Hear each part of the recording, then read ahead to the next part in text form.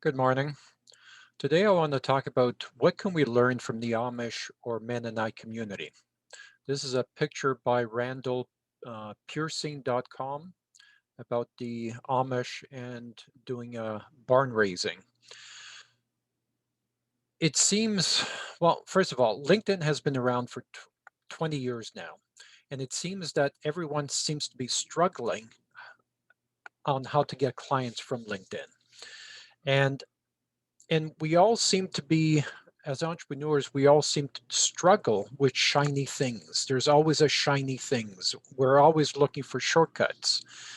And I don't believe in shortcuts. When you follow all the great mentors, they talk about, follow business strategies that have been applied for 50 years. Well, the Amish community has been very successful in their community and how they help each other for what, hundreds of years. Yes, they don't have modern technology, they don't have electricity, they don't have a lot of the advantages that we do, but their sense of community more than outweighs any of that. Whenever someone has their house burned down in the fire, or they need a barn or something, the community comes together to build them a new house or a new farm, right? Now, the picture here, I mean, there's got to be 50 people, um, plus the people off scene. The women are cooking lunches and dinners.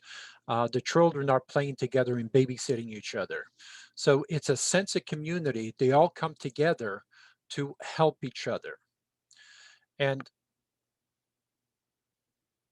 I think this is what we need to do as a trusted circle. Sorry, I'm trying to.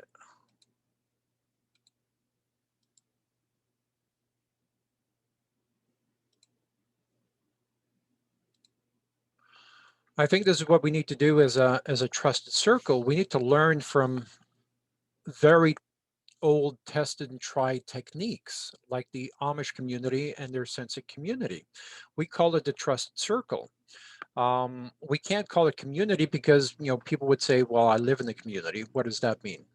A trusted circle is very simple. A trusted circle is about connecting yourself with people who your future potential clients will need. Okay. Not people you will need, because that's being selfish again. So you want to connect yourself with, dog walkers, home inspectors, home appraisers, you know, uh, dog trainers, soccer coaches, people to shovel their sidewalks, people to inspect their roofs. I mean, anything. Figure out who your future potential client is, and figure out what problems they face, because they're very busy people, right? We're all very busy people. So figure out what they need, how we can make their lives easier, how we can help them get clients from LinkedIn, how we can help them find a babysitter, how we can help them find a tutor, how we can help them find anything that they possibly could use to make their lives easier. And once you help them 3 or 4 times, or 5 times, or 10 times, eventually they're going to say, "Hey, Leo, you've helped me so many times, I don't even know what you do," right? But don't fall for that trap, because they're not ready yet. If you haven't helped them at least 3 times, then you give them a quick answer, like, "I'm the number one real estate agent in my area." Then you go back to talking about their soccer kids, or soccer camp, or whatever it is that you were talking about. If you haven't helped them 3 or 4 times, they're not ready for that answer. So don't fall for that trap, and just keep helping them. And also keep in mind, when you're starting a conversation on LinkedIn, and you should have at least 3 to 15 assistants. I have 15 assistants helping me on LinkedIn, and they should be communicating and building your trust foundation. They should be building relationships. And when a relationship is ready for you to step in, then you step in. You can read the previous conversation, and you know exactly what their kids' names are, the dog's name. They painted their house a year ago, and what their struggles are, and how you can help them further, right? It's only at that point that you can talk about what you can offer them as a service. A lot of the things we do, and also keep in mind, you're helping let's say you're a real estate agent. In your trusted circle are 50 to 100 people, dog walkers and everybody else that we talked about, but also home inspectors, a real estate lawyer, and so on. So when you're starting a conversation, you're not starting a conversation to try and steer it to give you business, because that doesn't work. And if you're wondering whether that works or not, you've been doing this for a long time. Are you getting a lot of clients from LinkedIn? If the answer is no, if you're not getting 90% of your new clients from LinkedIn, then let's agree your system is not working for you. Okay. So let's try what does work. So instead of trying to steer business to yourself, steer business to your interior designer, your home inspector, your lawyer, your dog walker, your truck driver that delivers furniture, your home roof inspector, and so on, right? If you have 50 or 100 people in your trusted circle, you're pushing business to them wherever the conversation leads. But also keep in mind, you have 50 or 100 people pushing business your way, right? So either you're saying, I'm the best real estate agent in the world, and people are going to say, who the fuck cares? It's bullshit. I don't believe you, right? You're biased. You have a biased opinion. But if you say, I have the best interior designer, or I have the best home inspector, or I have the best truck driver that delivers furniture, or whatever it is, now it's a third party endorsement and the recommendation goes up here. So the same thing with the other 100 people in your circle, they're saying the same thing about your services.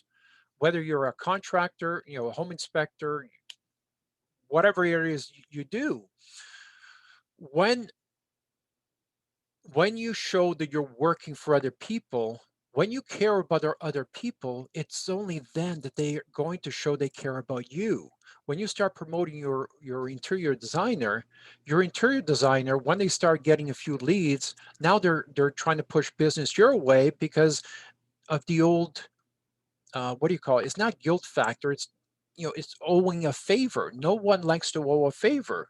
If you send your lawyer five deals, he should be working very hard to send you 5 or 10 deals, right?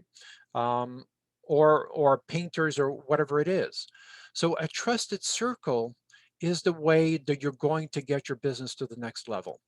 We already know that people want to do business with other successful people. They also want to do business with people they know well and trust, right? So scientifically, that has been proven.